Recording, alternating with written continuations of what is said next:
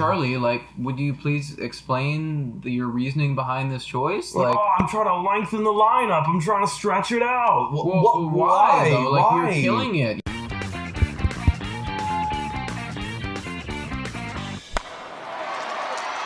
Hello and welcome to Blue Jays Today, where we always have something to say about the Blue Jays. I'm your host, Nicholas Playlog. And I'm your host, Adam Peddle. And today, we are going to ask the question, should we fire Charlie Montoyo? But before we get into that, just make sure to hit that notification button and that subscribe button to see more content. So, Nick, we've been seeing a lot of rumors on Reddit, on social media, just around the Blue Jays community, on how poor Charlie Montoyo has been managing these last few games, or even this whole season. Mm-hmm. What are your initial thoughts on the idea of just Charlie Montoyo and already firing him? Yeah, I mean, it's kind of it's a tough subject, and I would say immediately my reaction is well, wait, that is way too soon. That is way too soon for this guy. And I think, you know what, that opinion of mine, I might even hold that by the end of this video. However, there has been some very questionable decisions that he has been making recently, whether that be in his lineup choices, whether that be in his bullpen management, whether that be just in some things that he's done where it's kind of just absolutely inept, like forgetting the lineup card and doing that improperly. There's just been some stuff about Montoyo that has been, dude, really? Why? Yeah. Why? Yeah. And I think that's what a lot of Blue Jays fans right now on Reddit, on social media, are kind of screaming about. They're saying, well, what the hell are you doing, bro? So for those who've just kind of been watching the games, and we're going to point out a few things that he's been doing. Yeah, what the hell has he been doing, bro? and then we're going to break it down. We'll give our kind of final notes on it. But right off the top, for me personally, I'm a big fan of a good, well-set lineup, a smart placed lineup. Lineups, you don't have to overthink it. You got 9 batters, you put them in an order, and the name of the game is to score runs and to get runners on base and clump those hits together. And when you decide to spread them out like he has, that is going to cause us to leave those runners in scoring position. That's why we're batting so poorly. So one of the lineups, I think it was the August 7th lineup when Hernandez came back, he had him batting in the 8th spot. And Hernandez has been literally one of our hottest hitters. After today, he's hitting 304 right now. Yeah. Literally one of our hardest hitters. Very, and you put him, very hot. And you put him in the 8th spot. Yeah. Why? Hey, you also just said when Hernandez came back. Yeah. Do you know, he wasn't injured. He wasn't sick. He wasn't hurt. He didn't have a family matter. He was literally just kept out of the lineup based on, Montoyo wanted to get a matchup going. I believe he had a left-handed bat come in for Hernandez. My question is, why? You're taking out, arguably your hottest hitter, but at least your second hottest hitter right now out of the lineup to get some sort of matchup with, and the guy that you brought in, I forget who it was. I think it was Joe Panic. It was Panic, yeah. And he was batting 150 or something like that when he brings this guy in, and I'm why? Why? And here's the thing. This is where Montoyo gets in his head. This is I'll vouch for him in this aspect. He's okay. You're always taught we got to do matchups, lefties versus righties. We got to have righties versus lefties. But when your other option is Joe Panic, or my hottest hitter, I don't care about matchups, Charlie.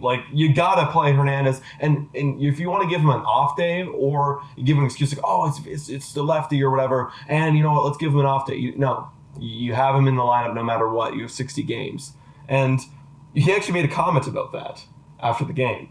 Someone asked, Why is he batting in the 8th? Because that's what we're all asking. Why is he batting the 8th spot? Oh, the 8th spot. So not the him keeping it out, did he? No. I'm fast forwarding to the August 7th. All right. The day after. Yeah. So he made a comment after the game saying, if I can stretch it out like that, if Teoscar gets on, then it goes back to Biggio and Bo. That's how we get the lineup going. So that was the whole idea of that. This is in relation to him talking about the lineup, saying that Hernandez is batting in the 8th spot, and because of that reason, we can now stretch out the lineup. Because Hernandez is batting in the 8th spot, he will actually assist Biggio and Bichette. Is that what he's arguing? Basically, he's saying if he can stretch it out like that, he can. But here's the thing: stretching out a lineup, you can only do that if you have so much option. Right now, the Jays, one of the worst hitting teams in the league. Yeah. We don't have many options. Put them together. Exactly. Put Hernandez in a spot. You have so few. Like, I look at it like, check mark and X's right now, and it's like as far as talent wise and who's hitting right now. And you have 3 or maybe 4 check marks and the rest are a bunch of X's. Why are you splitting up your check marks right now and separating them with X's? Yeah, like your check marks are your guys, your rock solid guys. You got your Biggio, your Bichette, your Guerrero, your Gurriel, and now your Hernandez. And those guys belong in the top 5 spots in the lineup. You don't move those guys outside the top 5. Here's the thing, right? Is I actually, coming into this season, I would have said that Hernandez batting 8th is awesome. I would love that for Hernandez.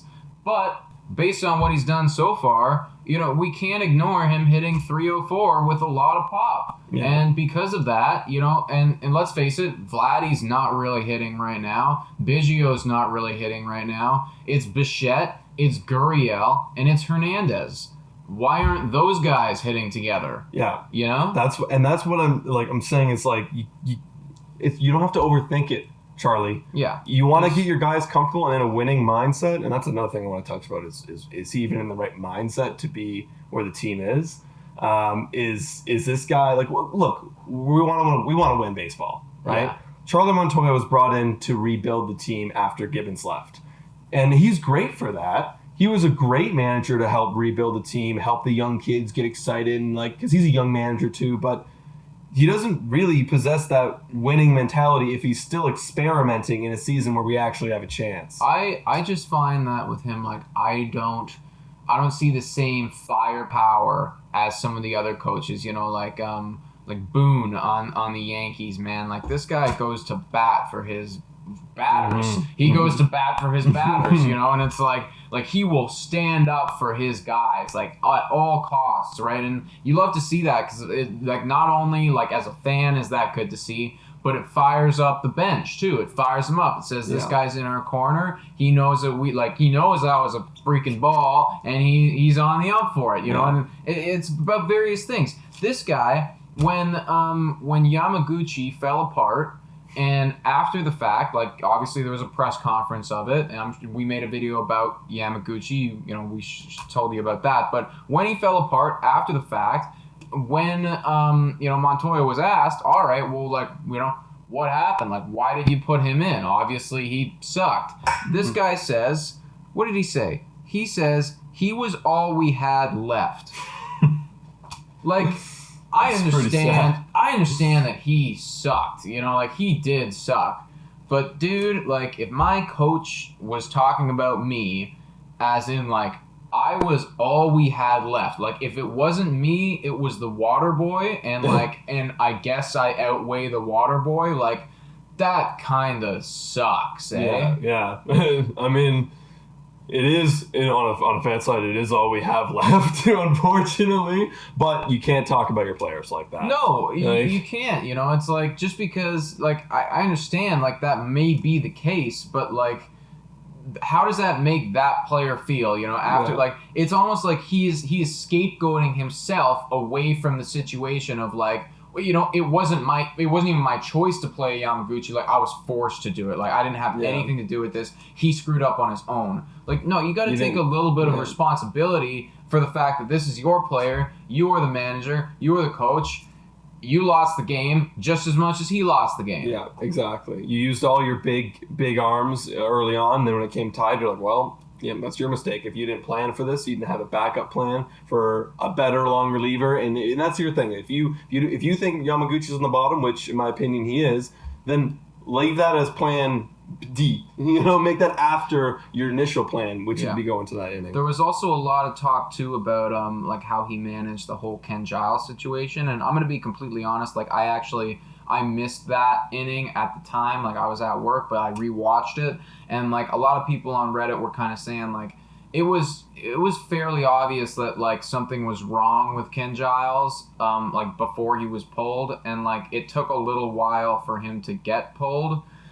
I kind of see that. I kind of don't see that. I think that maybe Montoyo could have had a little bit more foresight there. You know, like if you see your guy wincing when he tosses the baseball, maybe it's time to have like a mound visit or check in on him. You know, like. Yeah. I think he walked like 2 straight guys in a row. And the announcers were even saying, like, yo, he's wincing right now. Like, he doesn't look good. Yeah. He's losing control. Like, and it took you 3 batters to get there. That's what I'm saying, bro. Is like you should be aware and know your guys well enough. Know your literal best closer, arguably the best player on the whole Blue Jays organization right now. Mm-hmm. You should know when he is in pain and when he is struggling and recognize that that's not him. And do something about it before he ends up losing us the game, and as it happens, we lost, you know? Yeah. Like, so, with all this, it's like, I'm hearing Montoya, you know, obviously it's his second year being a big league manager. This is his second year. Let's do some devil's advocate right now. We've been talking a lot of smack about our boy Montoya,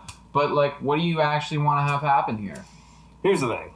I do agree he was great to bring in, like I mentioned earlier. However, when do we start saying it's time to win? When do we start saying it's time to win, right? That, you know, a big part of that decision has to come from the front office. When does the front office go, okay, time to pull the trigger, we're buying in, we're winning. And what does that mean? You got to get a winning team. You got to get the winning players on the field. You got to get a winning manager. A manager wants to win. Now, you can assess this season as a little resume for next season or whenever he reapplies for the job on whether we should get this guy back managing the team. And in my opinion, I don't think he's quite ready yet to be a winning manager leading us into the World Series. Well, yeah, I mean, I agree with you. I think that this year is like definitely a big year for Montoya. I think that he's got to, you know, because what are we right now? 5-7? Yeah. 5-7? You know, like, win. Yeah. Win. Like, that's the answer. Like, you got to win, and you got to win at least, I would say, 26, 27 games. Yeah. And no more putting Shaw in the third spot. Stop. Yeah, that. like Just that stop was ridiculous. That was I again, like, sadly I missed the game today just due to work and stuff. But when I saw that like Shaw was batting third, like that is just stop.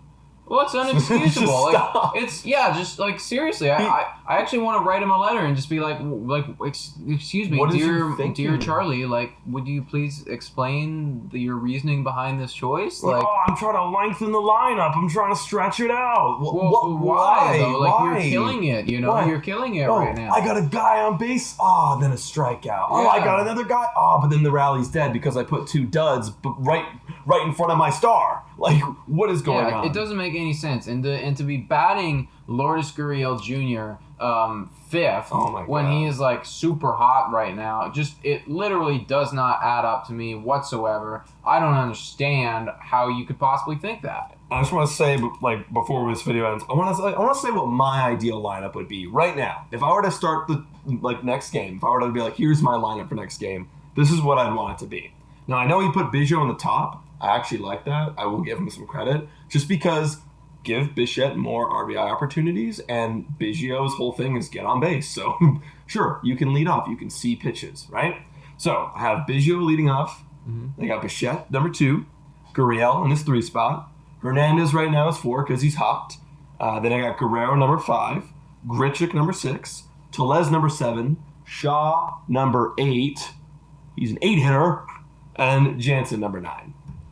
I mean, I would be happy with that. That's what I want to see personally. Yeah, I anything agree. You change or move? I'm thinking about it right now. I kind of vibe with everything right now. Like I guess the one thing for me is like I want Biggio to be a little bit better right now. Yeah. Like, he is very, very cold at leading off, but like hopefully like that comes around, and if he does get back to that, what was it, 364 on base percentage that he had last season, like, then that's definitely good enough for leadoff. And with Bichette batting, you know, 270, 280, 290 like he's been doing so far. I think he's hitting, what, 293? Yeah, 293. It's like he's definitely going to be getting RBIs if a guy can be getting on 36.4% of the time. It's just that Biggio hasn't been doing that so far. And here's the thing. Biggio's been hot and cold. Like, some games he's really hot. Like, I think he had a good game. No, actually, no, he didn't. He didn't have a good game today. But he had a walk today. He got a walk. But here's the thing. You want to sandwich your you want to sandwich your best players together. Bichette, Gurriel, Hernandez, hot.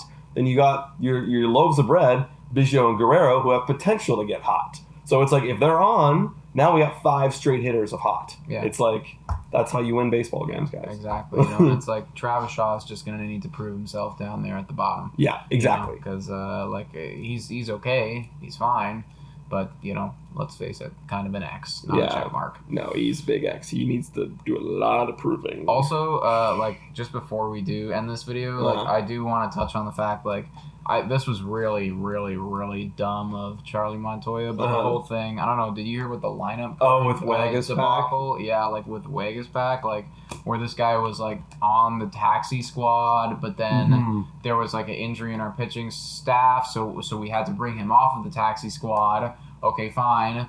But then Montoyo just, didn't put him on the lineup card. For the umpire. Just give him a lineup card. And he just didn't put it, Wagaspack was just off of it.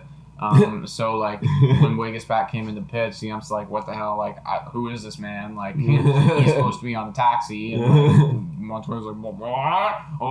And, I don't know. He didn't even fight it, too. He's like, oh, well, but yeah. And, that was that. And so Dolis came in, and it's like, all right, bye. Well, I would prefer Dolis anyway. So, probably a blessing in disguise. Yeah. But, obviously there's stuff going on with COVID. We got to cut him a bit of slack with that. Yeah. But, maybe get a bit more organized. Yeah. We'll check back with you in a few weeks, see what you're doing, Montoya. Yeah. We'll see. I don't want to make another one of these videos. No, I don't want to. I want to be like, wow, Montoya's really figured it out. I mean, or when we know that when he stops making mistakes. I mean, when he stops making mistakes, but also we're winning baseball games, and right now we're kind of winning baseball games. Yeah, it's we're not we're very much we do need to improve. There is definitely room for a lot of improvement on this baseball team. Absolutely. All right, guys. Thanks so much for watching. Just let us know in the comments, what do you think about Charlie Montoyo? Should we keep him in the long run, or should we get rid of him as soon as possible? Let us know. Oh, there's my Instagram. Let us know in the comments down below. Please. And also follow us on our Instagram and check us out on Spotify, Breaker, Anchor, Radio Public, and Google Podcasts for all of our podcasting content. Please make sure to subscribe on the YouTube. And thanks so much for watching. And go, Jays, go.